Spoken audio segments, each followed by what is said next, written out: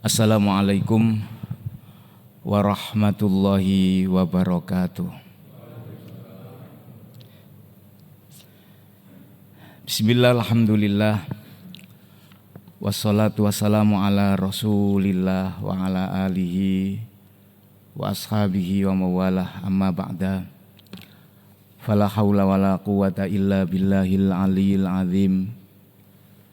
Rabbi shrah li sadri wa yassir li amri wahlul 'uqdatam min lisani yafqahu qawli. Subhanaka la ilma lana illa ma 'allamtana innaka antal alimul hakim. Para hadirin jamaah yang dimuliakan Allah, kajian kita di pagi hari ini mengenai tentang Maulud Nabi atau Maulid. Maulud, kalau maulud itu artinya bayi yang dilahirkan, kalau maulid itu ya hari di mana baginda Nabi dilahirkan.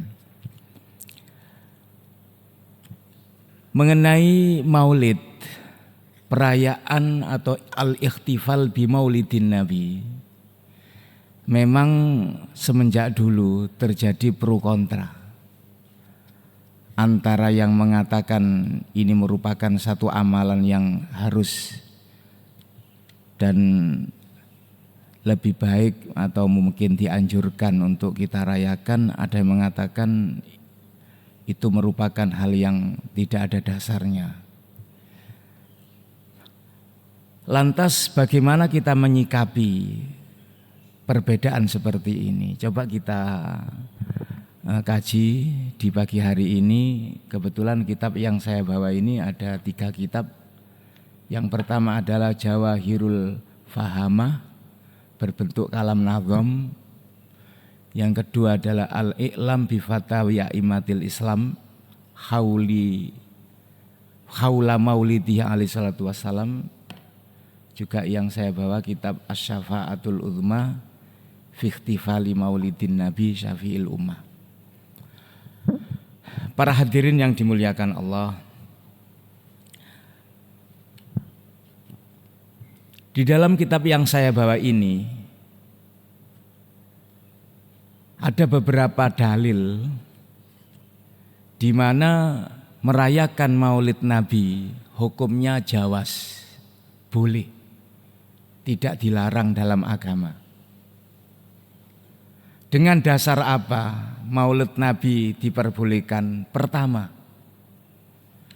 annal ikhtifal bil maulidin Nabi syarif ta'birun anil farhi was sururi bil Mustafa sallallahu alaihi wasallam. Merayakan hari kelahiran Nabi itu merupakan satu ungkapan rasa gembira atas kelahiran Nabi. Jadi Maulud Nabi itu merupakan ungkapan rasa gembira atas kelahiran Nabi. Dan hal ini di dalam Sahih Bukhari diceritakan bahwasannya Abu Lahab yang sudah dinas di dalam Al-Quran sebagai penghuni neraka, saya selauna naron dzatala hab. Abu Lahab akan dimasukkan di dalam api neraka yang apinya menyala-nyala. Bukan cuma dia, wamra'atu hammalatal hatab, berikut istrinya. Hanya saja ini dalam kitab Bukhari. Annahu yukhaffafu an Abi Lahabin kulla yaumitsnain. Setiap hari Senin Abu Lahab siksanya diringankan oleh Allah. Apa sebabnya? Bisa babi itkihi li Suwaibata jariyatihi, disebabkan Abu Lahab memerdekakan budaknya yang bernama Suwaibah. Kenapa dimerdekakan? Lamma basyarathu biwiladatil Mustafa sallallahu alaihi wa alihi wasallam, ketika Suwaibah memberikan berita gembira atas kelahiran Nabi Muhammad sallallahu alaihi wasallam. Abu Lahab memerdekakan Suwaibah karena membawa suatu berita gembira atas kelahiran Nabi. kegembiraan Abu Lahab atas kelahiran Nabi dibuktikan dengan memerdekakan budaknya, menyebabkan Abu Lahab setiap hari Senin siksanya diringankan oleh Allah Subhanahu wa ta'ala. Sehingga Al-Hafidh Syamsuddin Muhammad bin Nasiruddin ad-Dimashqi, orang Damaskus, mengungkapkan hal yang seperti ini dengan kata-kata uraian kalimat-kalimat syair. Kata beliau, Syamsuddin Muhammad bin Nasiruddin ad-Dimashqi, idza kana hadza kafiron ja'a dhammuhu. Apabila Abu Lahab saja sebagai orang kafir dan telah dicaci maki di dalam Al-Qur'an, bitabbat yadahu fil jahimi mukhallada, dia akan dimasukkan ke dalam neraka jahim selama-lamanya. Ata annahu fi yaumil isnaini daiman, kemudian Abu Lahab selama-lamanya setiap hari Senin yukhaffafu anhu, siksanya diringankan, lisururi bi Ahmada, dikarenakan merasa gembira atas kelahiran Nabi Muhammad sallallahu alaihi wasallam. Famadzannu, lantas bagaimana prasangka kita bil abdi terhadap seorang hamba alladzi tula umrihi, selama hidupnya bi Ahmada masruron, turut serta merasa gembira atas kelahiran Nabi, wa mata muwahhada, dan mati dalam keadaan membawa iman. Abu Lahab saja, seorang kafir yang telah ditetapkan di dalam Al-Quran sebagai penghuni neraka, setiap hari Senin diringankan siksanya karena merasa gembira atas kelahiran Nabi. Bagaimana dengan kita? Turut serta merasa gembira setiap kali datangnya hari kelahiran Nabi, dan kita nantinya husnul khotimah, insya Allah surgalah tempat kita. Allahumma amin. Ini yang pertama. Yang kedua, baginda Nabi Muhammad SAW, beliau juga memuliakan hari kelahirannya. Nabi saja memuliakan hari kelahirannya. Nabi juga bersyukur atas kelahirannya. Ketika baginda Nabi Muhammad SAW ditanya mengenai kenapa puasa di hari Senin, Nabi SAW beliau menjawab, li'anna fihi ulidtu wa fihi unzila alaiya. Ini hadis riwayat Muslim. Dalam kitab Sahih Muslim, bab kitabus Syiyam. Kenapa ya Rasulullah engkau puasa di hari Senin? Apa jawaban Nabi? Karena di hari ini, di hari Senin merupakan hari kelahiranku. Nabi saja menghormati dan memuliakan atas kelahiran Nabi, atas kelahirannya dengan menjalankan puasa. Karena ungkapan rasa gembira itu bisa dilakukan dengan berbagai macam. Asalkan ungkapan gembira, ungkapan syukur itu berupa ibadah. Kalau bukan ibadah, namanya bukan syukur, kufur. Makanya kemarin ketika 17 Agustusan mensyukuri atas kemerdekaan, disyukuri dengan kemaksiatan apa? Disyukuri dengan menjalankan ibadah-ibadah.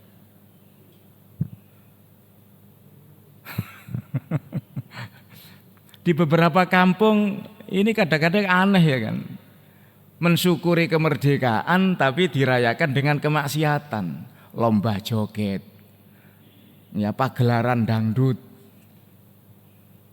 kemudian jalan sehat berhadiah, tapi caranya yang nggak cocok dengan syariat. Setiap kupon dijual sekian, kemudian setelah itu diundi. Ini kan sama dengan perjudian. Semestinya ungkapan syukur itu dengan melakukan ibadah kepada Allah Subhanahu wa ta'ala. Begitu pula ungkapan syukur atas kelahiran Nabi. Merasa gembira atas kelahiran Nabi dicontohkan oleh Nabi dengan menjalankan puasa setiap hari Senin. Makanya hari Senin ini bagi umatnya disunahkan untuk berpuasa. Bukan karena apa? Karena di hari itu adalah merupakan hari kelahiran daripada baginda Nabi Muhammad SAW. Kemudian yang ketiga, mengungkapkan rasa gembira atas kelahiran Nabi itu merupakan perintah di dalam Al-Quran. Di dalam surat Yunus ayat 58 Allah berfirman, "Qul bifadlillahi wa birahmatihi fabidzalika falyafrahu." Qul, katakan wahai Muhammad, artinya sampaikan wahai Muhammad, bifadlillahi dengan anugerah Allah, wa birahmatihi dan juga dengan rahmat Allah, fabidzalika maka dengan itu semua falyafrahu hendaknya kalian merasa gembira atau mengungkapkan kegembiraan. Ini merupakan satu perintah. Allah memerintahkan kita setiap kali kita mendapatkan anugerah, mendapatkan rahmat, diperintahkan untuk mengungkapkan rasa gembira. Menikah harus diungkapkan rasa gembira dengan apa? Walimatul harus. Punya putra, punya anak, ya, punya anak harus diungkapkan rasa gembira karena ini anugerah dari Allah Subhanahu wa taala. Dengan cara apa? Akikoh. Ini ungkapan rasa gembira. Mendapatkan rizki yang berlimpah. Ini juga anugerah. Harus diungkapkan rasa gembira. Ketika sakit selama berapa hari kemudian sembuh, ini juga merupakan anugerah. Kita bisa menjalankan ibadah dengan sempurna, itu rahmat. Ditakdirkan bisa pergi haji, pergi umroh, itu harus disyukuri, diungkapkan rasa gembira. Padahal tidak ada rahmat yang diturunkan di muka bumi ini melebihi daripada kelahiran baginda Nabi Muhammad SAW. Kita mendapatkan anugerah sekecil apapun diperintahkan untuk menyatakan atau memberikan rasa gembira, apalagi atas kelahiran baginda Nabi. Tidak ada satu rahmat pun yang diturunkan di muka bumi ini a'dhamu rahmatan, melebihi daripada kelahiran daripada baginda Nabi Muhammad SAW. Sebagaimana dalam surat Al-Anbiya ayat 107 Allah berfirman, wa ma arsalnaka illa rahmatan lil alamin. Aku tidak mengutusmu wahai Muhammad kecuali rahmat bagi alam semesta. Kita ini mulia bukan karena kita. Kita mulia ini karena kita sebagai umat Nabi. Para nabi-nabi terdahulu ketika membaca kitab-kitab samawi, Taurat, Zabur, Injil, Suhuf Musa, Suhuf Ibrahim, diterangkan, dijelaskan keutamaan umat Nabi.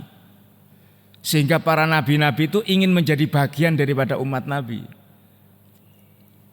Hanya saja tidak semua nabi dikabulkan oleh Allah sebagai umat Nabi.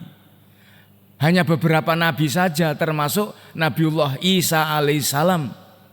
Makanya nanti Nabi Isa ketika turun dari langit ke bumi bukan sebagai nabi, bukan sebagai rasul, melainkan sebagai umat baginda Nabi Muhammad SAW.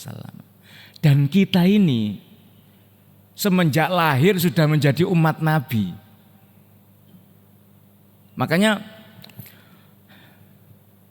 ulama menggambarkan baginda Nabi itu laksana pengantin. An-Nabi dzakal arus dzikruhu yuhyin nufus an-nasara wal majus aslamu ala yadai. Baginda Nabi itu laksana pengantin. Kita tahu gimana pengantin. Karena ada pengantin sehingga ada undangan, ada pelaminan, nyewa gedung dan lain sebagainya. Coba kalau tidak ada kemanten, ada enggak pelaminan? Tidak ada. Kalau tidak ada kemantennya, ada enggak nyewa gedung? Mau apa nyewa gedung tidak ada kemanten? Kalau baginda Nabi itu digambarkan seperti pengantin, maka umatnya seperti kita ini mau tidak mau adalah pengiring pengantin. Bagaimana pengiring pengantin meskipun datangnya belakangan, nempatnya duduknya di depan. Pengiring pengantin itu tidak ada yang datang ngawali, itu tidak ada. Undangan temu manten misalnya di kampung-kampung itu, undangannya jam 8, kemantennya datangnya jam 12. Ya kan, sebelum pengantinnya datang, ya undangan yang datang ini belum disuguhi makan, Mas Yan, dibiarkan. Kenapa? Nunggu pengantin. Begitu pengantin datang, pengiringnya dikasih makan duluan sebelum undangan-undangan yang lain. Ini keistimewaan umat baginda Nabi Muhammad SAW. Seluruh manusia tidak diperkenankan masuk surga sebelum umat Nabi masuk surga terlebih dahulu. Mayoritas penduduk surga adalah umat baginda Nabi Muhammad SAW. Makanya seperti jamaah ini kayaknya insya Allah ini calon penghuni surga semua ini. Ini umat Nabi. Masya Allah. Makanya baginda Nabi itu dilahirkan di hari Senin. Kenapa hari Senin? Kok tidak hari Jumat? Padahal hari Jumat ini hari yang paling mulia di antara hari-hari yang lain. Kenapa di hari Senin, bukan di hari Jumat? Andai kata Nabi dilahirkan di hari Jumat, maka banyak orang menganggap kemuliaan kelahiran Nabi bukan karena Nabi, tapi karena hari Jumat. Makanya Nabi dilahirkan pada hari Senin. Di samping itu hari Senin merupakan hari di mana Allah menciptakan tumbuh-tumbuhan. Dengan diciptakannya tumbuh-tumbuhan maka hewan-hewan yang lain akan bisa bertahan hidup di muka bumi ini, termasuk manusia. Dengan adanya tumbuh-tumbuhan, sapi makan tumbuh-tumbuhan. Kemudian singa makan sapi, kan begitu. Ketika tidak ada tumbuh-tumbuhan, sapinya mati. Ketika sapinya mati, gak ada yang dimakan, singanya juga turut mati. Apa hubungannya dengan kelahiran Nabi?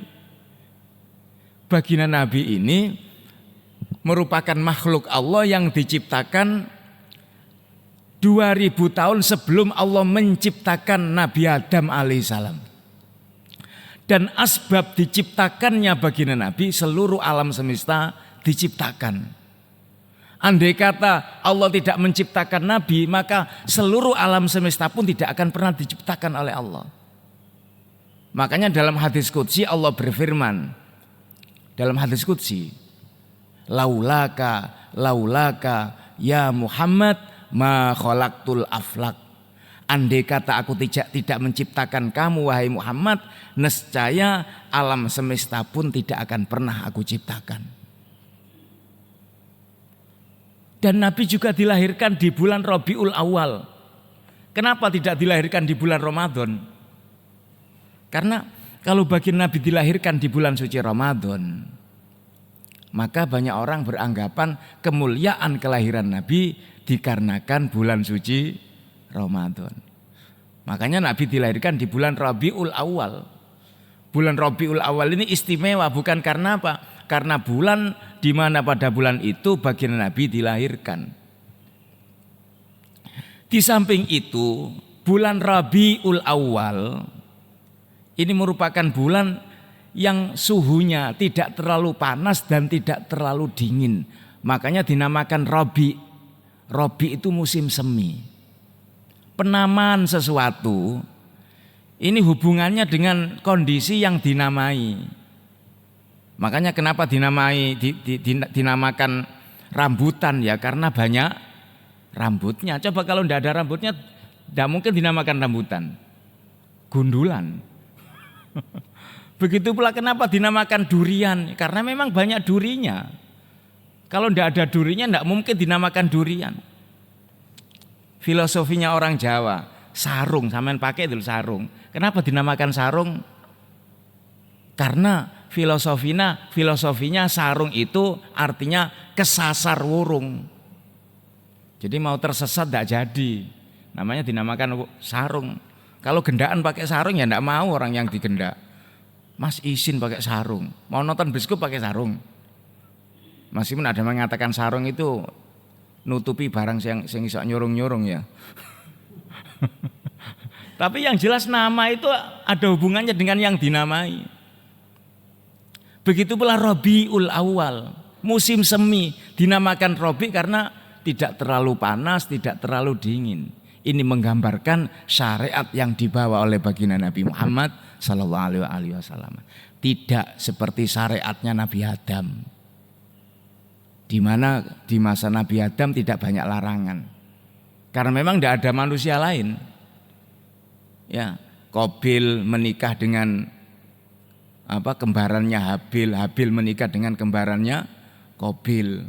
Semuanya itu putrinya Nabiullah Adam alaihissalam diperbolehkan di zaman itu. Karena memang tidak ada orang lain kecuali Nabi Adam dan putra-putrinya. Dan juga ada banyak larangan. Karena larangan itu timbul karena banyaknya orang yang melanggar. Dilarang kencing kecuali anjing. Kenapa ada larangan itu? Karena tempat itu sering digunakan kencing. Makanya ada larangan. Dilarang kencing kecuali anjing. Dilarang duduk di pinggir jalan. Kenapa? Karena banyak orang yang duduk di tempat itu sehingga mengganggu orang yang sedang lewat di tempat itu. Di zaman Nabi Adam alaihissalam tidak banyak larangan. Makan ini boleh, makan itu boleh. Melakukan ini boleh, melakukan itu boleh. Tidak seperti juga zaman Nabi Musa alaihissalam. Zaman Nabi Musa aturannya luar biasa. Kenapa? Karena orang Bani Israel itu karena kecerdasannya ya banyak merekayasa.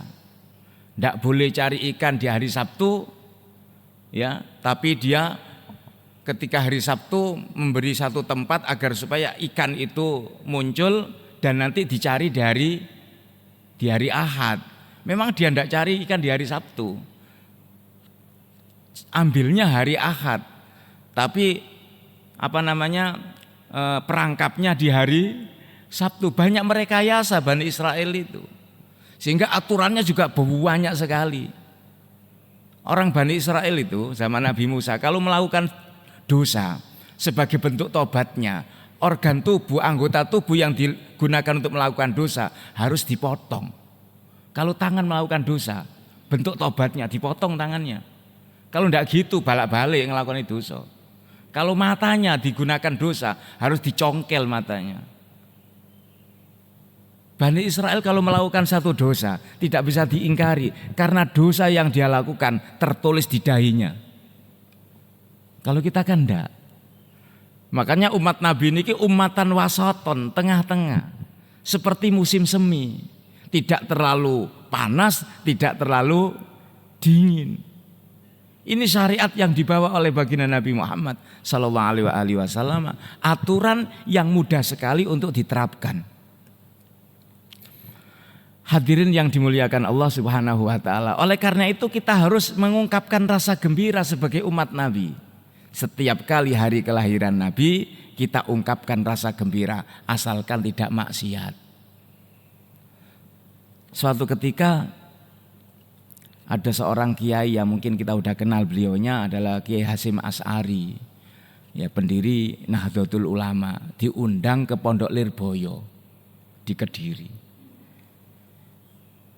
Di Lirboyo Maulud Nabi ketika itu diadakan dengan berbagai macam atraksi kesenian dan bazar.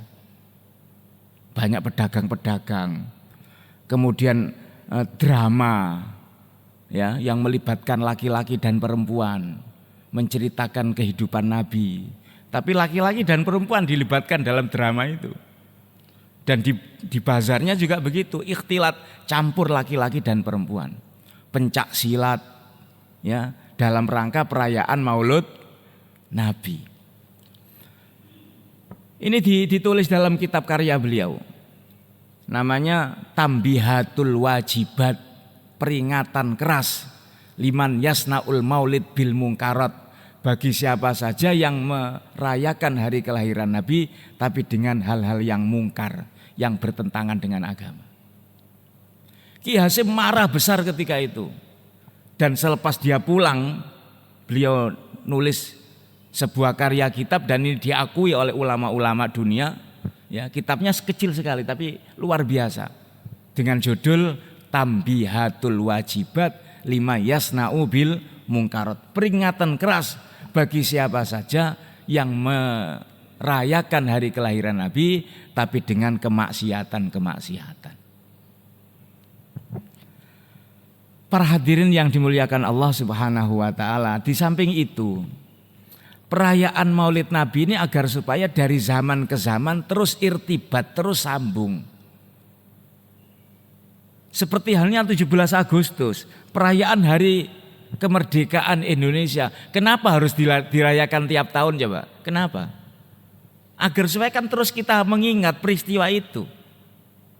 Di mana Indonesia selama 350 tahun dijajah oleh Belanda, kemudian diberi kemerdekaan oleh Allah Subhanahu wa taala. Ini peristiwa yang luar biasa, harus diperingati terus setiap tahun agar supaya generasi penerus itu ingat perjuangan-perjuangan yang oleh pendahulu-pendahulunya. Seperti merayakan atau memperingati kekejaman PKI, Hari Kesaktian Pancasila. Kenapa harus dirayakan? Agar supaya generasi penerus itu tahu peristiwa itu peristiwa yang kelam, di mana banyak orang dibantai di masa itu. Agar irtibatu zaman terus begitu. Apalagi peristiwa kelahiran baginda Nabi Muhammad SAW. Sebagai umat Nabi kita harus mengingatnya dan mengetahuinya. Siapa Nabi? Apalagi zaman sekarang. Anak sekarang ditanya ibu Nabi aja banyak yang tidak tahu. Ibu Nabi siapa namanya? Siti Aminah. Yang menyusui Nabi siapa namanya? Ya, banyak yang tidak tahu kan? Halimatus Sa'diyah. Ayah Nabi siapa namanya? Abdullah. Ketika Nabi ditinggal wafat oleh ibunya, beliau usia berapa tahun? 6 tahun. Kita sebagai umat Nabi harus tahu sejarah Nabi, Siratun Nabawi kita harus tahu. Karena kalau kita tidak tahu, kita tidak akan pernah bisa mencontoh Nabi. Tak kenal maka tak sayang. Makanya di dalam Al-Quran itu Allah berfirman surat Al-Ahzab ayat 21. Laqad kana lakum fi rasulillahi uswatun hasanah. Benar-benar di dalam diri Nabi bagi kalian semua terdapat suri toladan yang baik. Bagi kalian, siapa kalian yang bisa mencontoh Nabi? Liman kana yarjullaha wal yaumal akhirah wa dzakarallaha katsira. Karena liman ini badal daripada lakum. Yang bisa mencontoh Nabi, menteladani Nabi hanya orang-orang yang memiliki 3 sifat. Liman kana yarjullah, yang pertama, bagi orang yang takut kepada Allah. Wal yaumal akhir, yang kedua, bagi orang yang lebih mementingkan akhirat daripada dunianya. Yang ketiga, wa dzakarallaha katsira, orang yang selalu merasa diawasi oleh Allah, orang yang selalu ingat kepada Allah. Kalau tidak memiliki 3 sifat ini, tidak akan pernah bisa menteladani Rasulullah. Apalagi tidak kenal. Karena baginda Nabi itu setiap ucapannya, setiap perbuatannya, ya tidak mengikuti hawa nafsu, selalu dipantau oleh Allah dan berdasarkan wahyu. Wa ma yamtiku anil hawa in huwa illa wahyu yuha. Apa yang dikatakan oleh Nabi semuanya wahyu. Tidak pernah Nabi melakukan sesuatu berdasarkan hawa nafsu. Makanya ketika ada orang mengatakan poligami itu adalah sunnah Rasul, itu perlu dipertanyakan. Kalau memang sunnah Rasul, jangan nikah wanita yang cantik dan muda. Istri Nabi itu rata-rata usianya sudah usia senja. Lah Nabi menikah itu bukan karena nafsunya, tapi karena perintah Allah. Kira-kira kita andai kata ini, kalau berpoligami, disuruh memilih wanita yang masih muda cantik apa manula usia 70 tahun punya anak banyak. Kalau milih 70 tahun dan punya anak yang banyak 10 anak misalnya, nambahi pekerjaan, nah kan begitu. Berarti poligami rata-rata orang itu bukan mengikuti sunnah Rasul itu, tapi apa? Mengikuti hawa nafsunya. Ada janda beranak banyak, meskipun wajahnya tidak cantik, udah tua, kasihan, terus dinikah. Ada yang begitu? Yang ada sih cari yang muda, yang cantik. Kemudian dia menyatakan ini adalah sunnah Rasul. Sunnah Rasul bamu. Gak ada sunnah Rasul begitu itu. Uang didasari dengan dasar hawa nafsu. Mau sunnah Rasul kayak apa? Dan baginda Nabi itu luar biasa. Nabi itu manusia seperti kita. Muhammadun basarul akal basari bal huwa kal yakuti bainal hajari. Bagi Nabi itu manusia, tapi tidak seperti umumnya manusia. Seperti halnya permata dibandingkan dengan batu-batu yang lain. Permata sebesar biji salak. Kalau dibelikan batu, sak gunung-gunungnya katut. Nabi itu manusia. Kenapa manusia? Agar supaya kita bisa mencontohnya. Nabi juga tidur, Nabi juga menikah, Nabi juga memakan, Nabi juga minum, Nabi juga bercanda. Namanya manusia. Ketika ada wanita tua datang ke Nabi, ya Rasulullah, apakah kami bisa masuk surga? Apa kata Nabi? Orang tua itu tidak ada di surga. Di surga itu tidak ada orang tua. Nangis wanita ini. Berarti saya tidak bisa masuk surga ya Rasulullah? Bukan. Bukan begitu. Sampai nanti kalau masuk surga akan menjadi muda. 30 tahun usianya. Masya Allah. Dan Nabi tersenyum. Kemudian wanita ini juga tersenyum. Pernah suatu ketika Nabi makan kurma beserta sahabatnya. Kebetulan di sampingnya Sayyidina Ali. Biji kurma yang sudah dimakan, buahnya ini dagingnya, bijinya dikumpulkan diletakkan di depan Nabi. Sayyidina Ali menantunya sambil mengatakan, hari ini Nabi benar-benar lapar. Buktinya di depan Nabi ya banyak isi kurma. Berarti Nabi itu hari ini lapar benar. Habis kurma banyak ini. Ini buktinya bijinya. Nabi tersenyum. Lebih lapar Ali kata Nabi. Di depannya tidak ada bijinya karena Ali memakan kurma sak biji-biji ini. Ini candaan yang luar biasa. Dan Nabi kalau minum itu mengajarkan masul ma'a mason wala ta'ubu abban. Minum dengan nyeruput, tidak dengan glek-glek begitu. Ya, kenapa? Li'annahu yadurul kabid, karena minum langsung itu bisa membahayakan organ dalam. Seruput, bismillah, seruput, alhamdulillah, bismillah, seruput, alhamdulillah. Itu yang diajarkan oleh baginda Nabi Muhammad SAW. Dan baginda Nabi kalau makan itu dengan tangan, artinya tidak pakai sendok. Kenapa? Karena tangan kita itu mengandung bakteri. Ketika kita pegang makanan itu, maka membantu mempercepat proses pembusukan di dalam lambung kita. Makanya kalau kita masak gulai jangan dipegang, nanti basi kan begitu. Kalau ambil pakai sendok aja karena otomatis tangan ini. Dan dengan tangan kita bisa mendeteksi ini panas apa enggak. Kalau makan bubur pakai sendok, kadang-kadang dimakan langsung kepanasan karena enggak bisa terdeteksi. Dengan tangan, kalau tangan ini memegang tidak terlalu panas, dimasukkan mulut juga tidak terlalu panas. Ini tangan. Dan setelah makan dikelamuti. Ini ajaran Nabi. Kenapa dikelamuti? Pertama karena keberkahan. Ta'abudi mengikuti apa yang dilakukan oleh Nabi. Di samping itu, ketika tangan ini menyentuh makanan yang baunya menyengat, kemudian dikelamuti, bau menyengat itu hilang. Sampeyan mangan sambal terasi, dikasih deterjen, sabun ketika selepas makan terasi, baunya tidak bisa hilang. Tapi coba dikelamuti, hilang. Ini bisa dipraktekkan. Dengan dikelamuti ini bau yang nempel di tangan itu hilang. Ini ajaran Nabi. Dan kalau mengunyah itu 35 kali kunyahan. Ya, kita bukan ular. Kalau ular langsung ditelan. Ngunyahnya ini dianjurkan oleh Nabi agar supaya cepat, agar supaya banyak. Kenapa?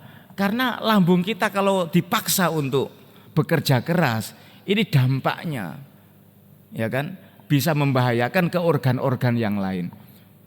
Dan Nabi itu kalau berjalan itu seperti turun dari atas, ngoncok, ngincik ya, seperti turun dari tempat yang lebih tinggi. Nabi kalau jalan begitu. Hadirin yang dimuliakan Allah Subhanahu wa taala. Sehingga dengan Maulud Nabi, merayakan hari kelahiran Nabi, kita sebagai umatnya bisa meneladaninya.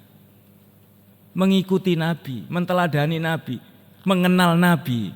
Kalau tidak ada Maulud Nabi, forum apa yang tepat untuk kita mengenal Nabi? Forum apa yang tepat dijadikan momentum kita mempelajari dan mengikuti perilaku yang dilakukan oleh Nabi? Tidak ada. Hanya dengan Maulid Nabi. Asalkan tradisi-tradisi buruk, adat-adat yang bertentangan dengan syariat Islam jangan pernah digunakan untuk merayakan Maulid Nabi, karena justru itu menyakiti Nabi. Maulid Nabi diadakan dengan cara fashion show. Apa hubungannya? Dalam rangka Maulid Nabi, perlombaan fashion show. Masa Maulid Nabi fashion show? Dalam rangka Maulid Nabi diadakan lomba ketangkasan sepeda motor misalnya begitu. Itu tidak ada hubungannya. Ya. Kalau di Solo itu ada namanya Grebek Maulid. Ada kan? Grebek Maulid, ada gunungan apem ya biasanya. Tumpeng diarak. Lah itu kita kaji ulang, tradisi adat seperti ini bertentangan enggak dengan syariat Islam? Kalau bertentangan ya kita rubah, enggak seperti itu. Karena ungkapan syukur yang saya katakan tadi, ungkapan syukur, ungkapan gembira atas kelahiran Nabi itu harus tidak bertentangan dengan syariat Islam. Merayakan Maulid Nabi, khataman Quran. Merayakan Maulid Nabi, bagi-bagi sembako. Merayakan Maulid Nabi, membaca sejarah kehidupan Nabi. Apa itu dengan bahasa Arab seperti Maulid Dibai, seperti Maulid Berzanji, seperti Maulid Syarifil Anam, seperti Maulid Diyaul Lami, seperti Maulid Simtud Durar. Banyak ulama-ulama kita menyusun dengan bahasa yang luar biasa menceritakan kehidupan baginda Nabi Muhammad sallallahu alaihi wasallam. Kemudian yang berikutnya, dengan merayakan Maulid Nabi mendorong kita untuk membaca salawat kepada baginda Nabi. Dan membaca salawat kepada baginda Nabi itu perintah. Di dalam surat Al-Ahzab ayat 56 Allah berfirman, innallaha wa malaikatahu yusholluna 'alan nabi ya ayyuhalladzina amanu shollu 'alaihi wasallimu taslima. Makanya perayaan Maulid Nabi itu hendaknya dirayakan dengan membaca sholawat. Dan sholawat merupakan amalan yang tidak akan pernah ditolak oleh Allah. Beda dengan amalan lain. Kalau sholat ada yang diterima, ada yang tidak. Kalau puasa juga begitu. Sampai Nabi bersabda, kam min saimin laisa min siyamihi illal ju'u wal atos. Banyak orang yang berpuasa tapi puasanya hanya sekedar menahan lapar dan dahaga, berarti kan tidak diterima. Apalagi ibadah haji, ada yang mardud, ada yang makbul, ada yang makbul, ada yang mabrur. Makbul, mabrur, ada yang mardud, ada yang mabrur. Mungkin diterima, mungkin tidak. Tapi sholawat kepada Nabi pasti diterima. Bahkan kita nanti di akhirat dikenal oleh Nabi bukan karena ibadah-ibadah kita yang lain, tapi karena sholawat yang kita baca. Setiap umat Nabi yang banyak membaca sholawatnya, sholawat yang kita baca akan diaturkan kepada Nabi. Dengan demikian Nabi mengenal kita.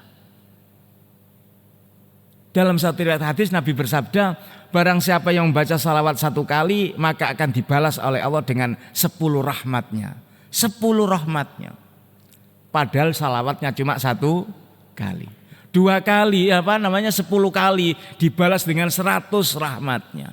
100 kali dibalas dengan 1000 rahmatnya.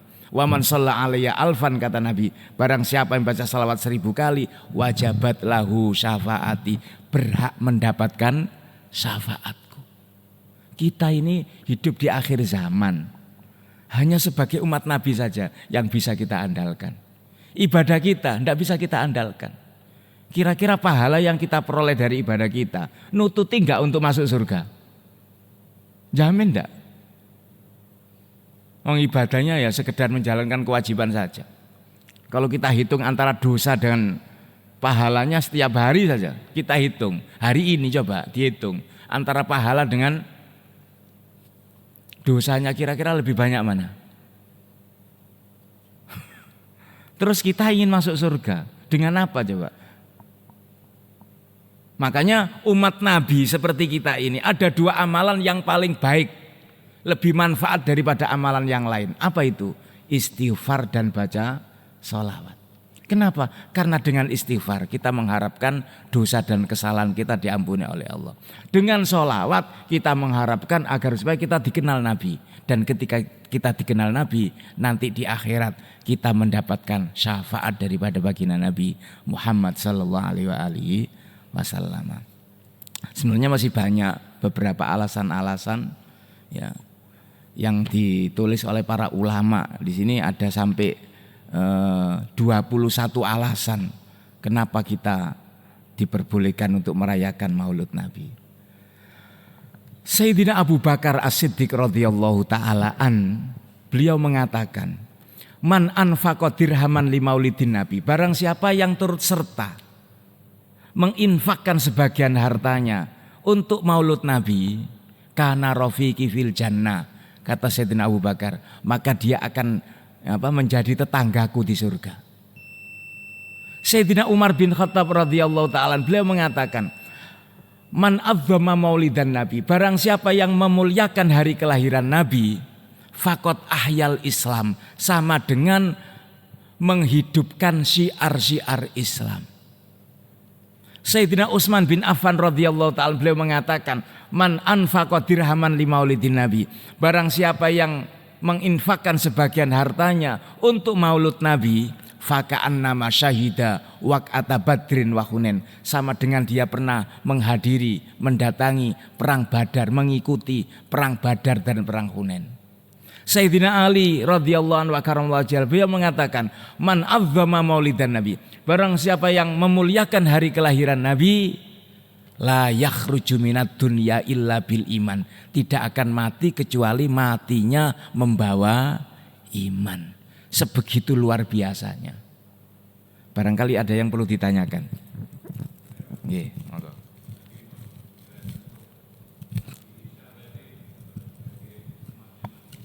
Ya.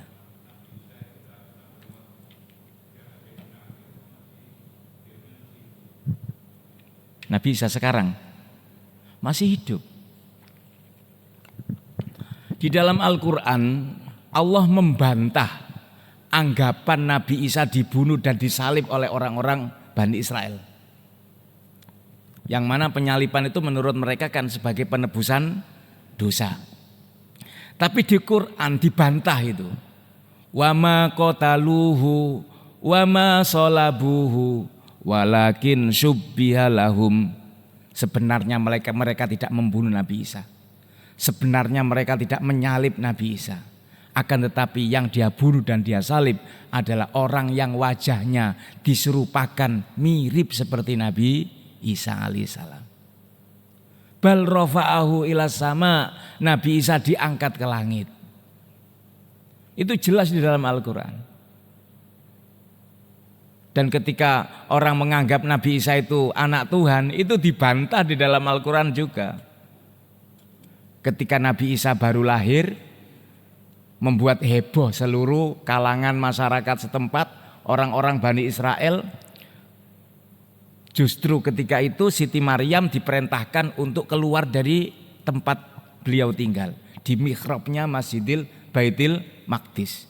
Keluar. Begitu keluar bawa bayi, semua orang mengatakan, bertanya, wahai Maryam, wa ma anta bibaghi, kamu bukan wanita jalang. Orang tuamu adalah orang tua yang luar biasa karena ayahnya Siti Maryam ini takmir Masjid Baitil Maqdis, Palestina. Tapi ini anak siapa? Yang namanya manusia itu melahirkan kan pasti ada suaminya. Ini siapa? Nabi Isa ketika itu yang masih bayi. Ya, bayi itu bisa ngomong enggak? Enggak bisa kan? Siti Maryam mengatakan, tanya aja sama bayinya. Dan bayi masih merah. Nabi Isa alaihissalam itu menjawab, Inni Abdullah, dan ini diabadikan dalam surat Maryam. Inni Abdullahi ataniyal kitaba wa ja'alani nabiyya. Sesungguhnya aku adalah hamba Allah. Kenapa Nabi Isa menyatakan sesungguhnya aku hamba Allah? Ini sebagai bantahan kelak beliau dianggap anak Allah. Makanya Nabi Isa ketika masih bayi membantah itu. Dan ini diabadikan dalam Al-Quran. Inni Abdullah, sesungguhnya aku ini adalah hamba Allah. Ataniyal kitaba, yang aku nanti akan dituruni sebuah kitab. Wa ja'alani nabiyya, dan aku diangkat sebagai nabi. Dan Nabi Isa ini ingin sekali dijadikan bagian daripada umat baginda Nabi Muhammad sallallahu alaihi wasallam.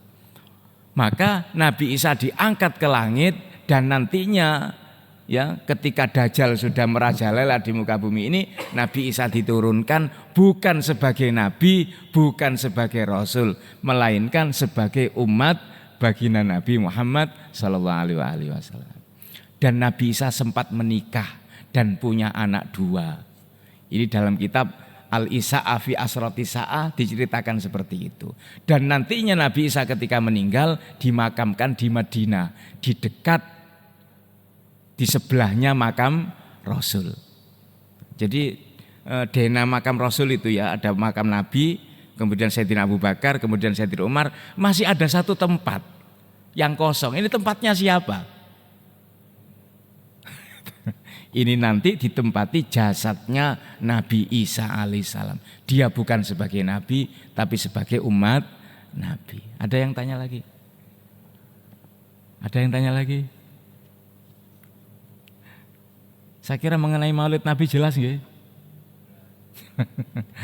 Ini kebetulan saya bacakan ini sebelum saya tutup kajian kita di pagi hari ini.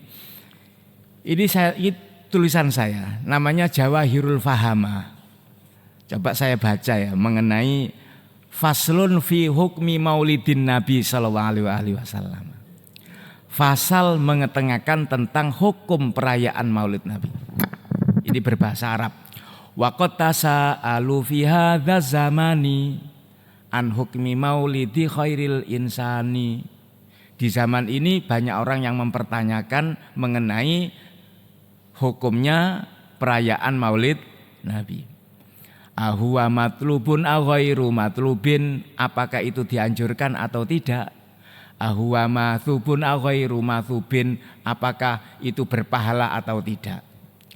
Amal ihtifalu bi maulidis syarif kadzal ijtima'u bidalilil hanif min sima'il madaihis syarifah wa id'amit ta'amilil mu'afa fajaizun indal jumhuril ulama li'annahu min af'alihim kudama. Perayaan Maulid Nabi berikut kumpul dalam merayakan Maulid Nabi dengan dalil-dalil yang jelas berupa mendengarkan sejarah kehidupan Nabi, memuji Nabi, sedekah dengan makanan, itu hukumnya boleh dan sudah dilakukan oleh para ulama-ulama terdahulu. Wal ihtifalu biwiladatin nabi takbiruna anis sururi bin nabi. Perayaan atas kelahiran Nabi ini merupakan ungkapan rasa gembira atas kelahiran Nabi. Kama jaa fil hadisil Bukhari yukhaffaful adzabu bisururi, sebagaimana keterangan dalam hadis Bukhari Abu Lahab diringankan siksanya oleh Allah setiap hari Senin karena merasa gembira atas kelahiran Nabi. Lamma su'ila an siyamil isnaini ta'zimuhu lahu li syukri rahmani. Ketika Nabi tanya mengenai puasa hari Senin, beliau mengatakan, hari Senin aku puasa untuk memuliakan dan bersyukur kepada Allah atas kelahiranku. Wal maulidus syarif yub'aitsuna ala salatina ala nabi ursila. Perayaan Maulid Nabi mendorong kita untuk membaca sholawat kepada baginda Nabi. Wajtimai dzikrin kadza shadaqatun wa madhun wa ta'zimun fihi sunnatun. Kumpul dengan zikir, kemudian sedekah, memuji Nabi, memuliakan Nabi, itu merupakan hal yang disunnahkan. Lijan nabi khairil insani kama ja'al atharu bil bayani, sebagaimana keterangan dalam asar-asar sahabat. Farhatuna bil maulidi qad tajibu bi amrillahi fil kitabi tutlabu. Merasa gembira atas kelahiran Nabi ini merupakan sesuatu yang diwajibkan di dalam Al-Quran atas perintah Allah. Li'annallaha bil farhi ya'muruna idza nuzilatir rahmatu bainana, karena Allah memerintah kita ketika kita mendapatkan rahmat dari Allah. Walaisa a'zama min maulidin nabi rahmatan unzilat fi hadzal turabi. Tidak ada rahmat yang diturunkan di muka bumi ini melebihi daripada kelahiran Nabi. Wa yulahiduna irtibatu zaman bizamanil madili wujudil aman. Kemudian kita harus menyambung, mengingat peristiwa-peristiwa yang penting agar supaya kita sambung dengan zaman-zaman yang terdahulu. Hadirin yang dimuliakan Allah, ini sekilas tentang perayaan Maulid Nabi antara hukum dan tradisi. Mudah-mudahan jadi keterangan yang manfaat dan berkah. Dan mudah-mudahan, nggih tanya nggih. Waalaikumsalam warahmatullahi wabarakatuh.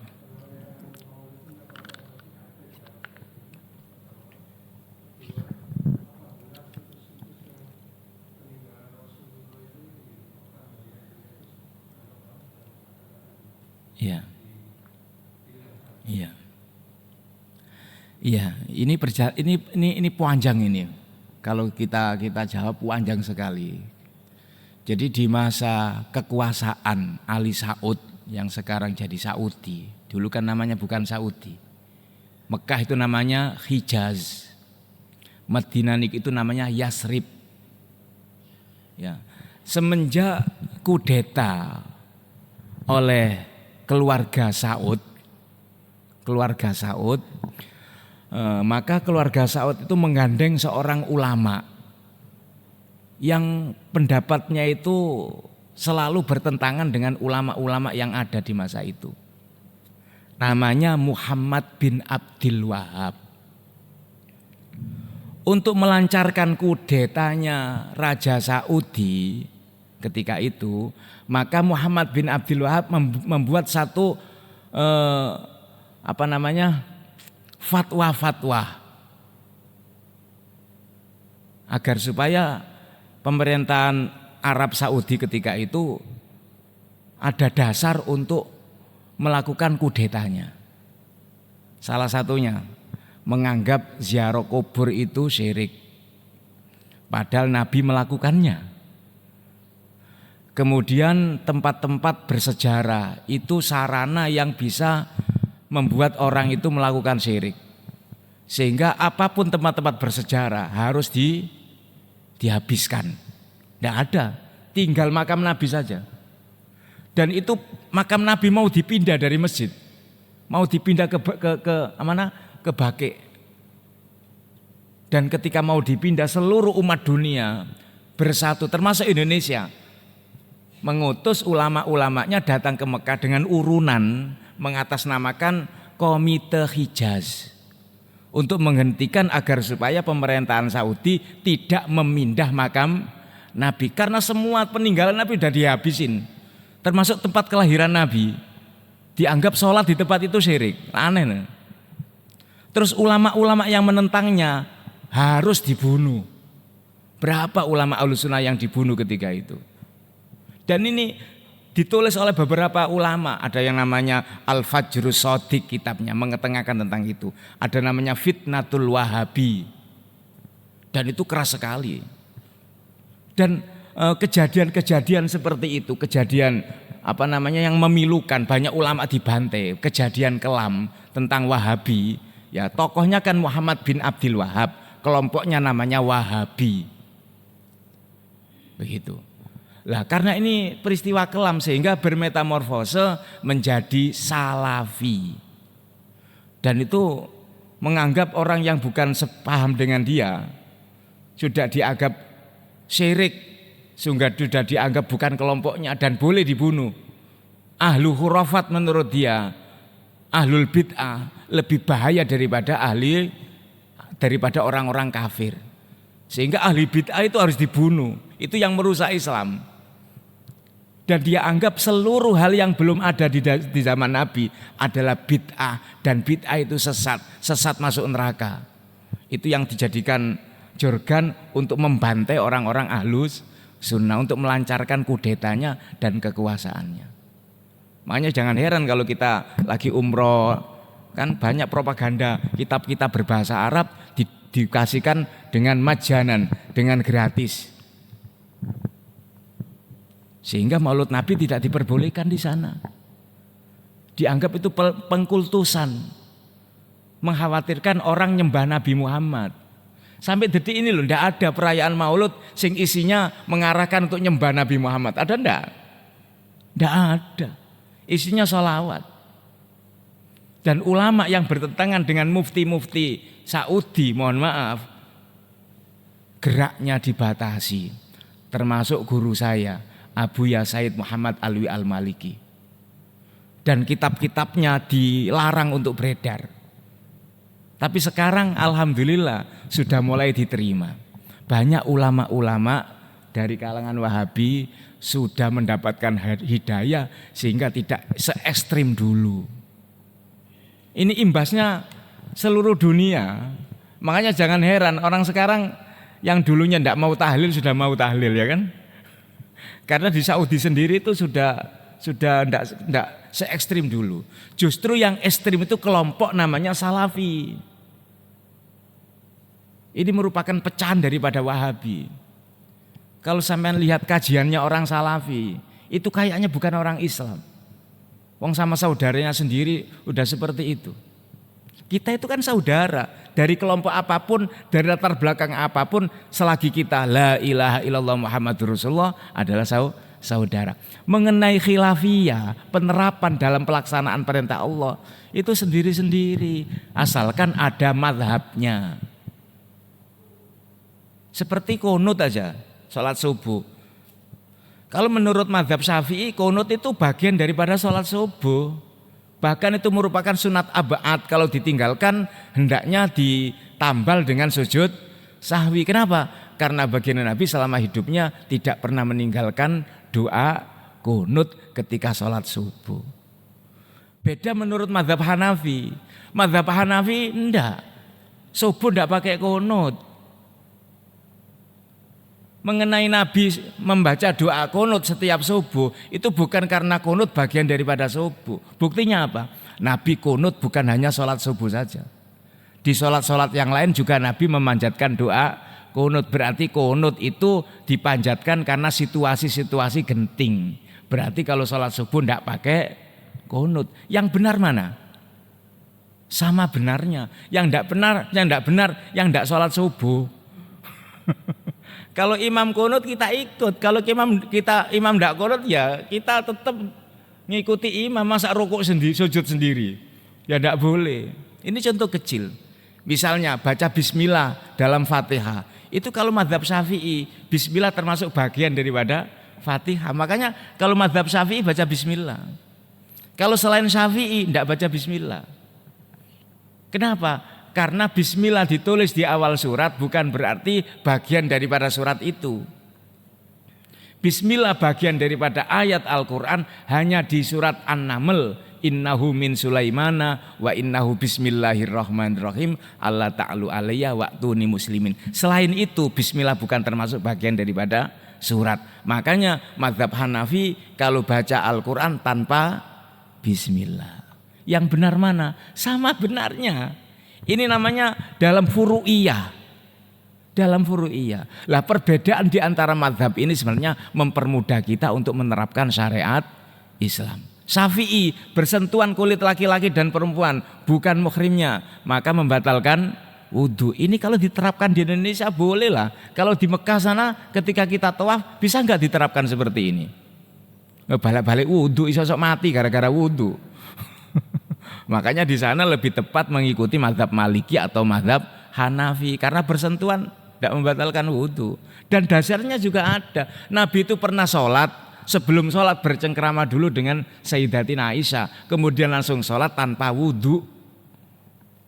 Sehingga ulama mazhab lain mengatakan bersentuhan dengan istri tidak membatalkan wudhu. Hadisnya ada.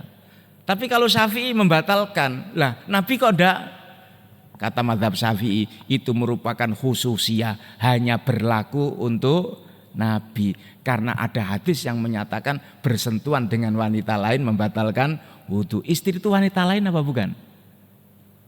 Istri wanita lain. Bisa jadi istri kita dengan ikatan pernikahan. Beda dengan mertua. Kalau mertua selama-lamanya. Kalau istri ketika kita ceraikan namanya mantan. Berarti orang lain. Kita bersentuhan dengan istri berarti membatalkan wudhu. Kalau mazhab lainnya Syafi'i enggak. Buktinya Nabi selepas pegang-pegangan dengan Sayyidatina Aisyah, selepas itu langsung sholat tanpa wudhu. Berarti kan tidak batal bersentuhan dengan istri. Yang benar mana? Sama benarnya. Kalau hanya Syafi'i diterapkan, maka di Mekah kita tidak bisa menerapkannya. Sehingga perbedaan di antara ulama ini merupakan rahmat. Selagi masalah furu'iyah, masalah tata cara penerapan agama. Saya kira ini sudah saya sampaikan, mohon maaf agak siangan. Kita akhiri dengan doa kafaratul majlis. Subhanakallahumma bihamdika asyhadu an la ilaha illa anta astaghfiruka wa atubu ilaik. Allahumma rabbana atina fid dunya hasanah wa fil akhirati hasanah wa qina adzabannar wa adkhilnal jannata ma'al abrar ya aziz ya ghaffar ya rabbal alamin.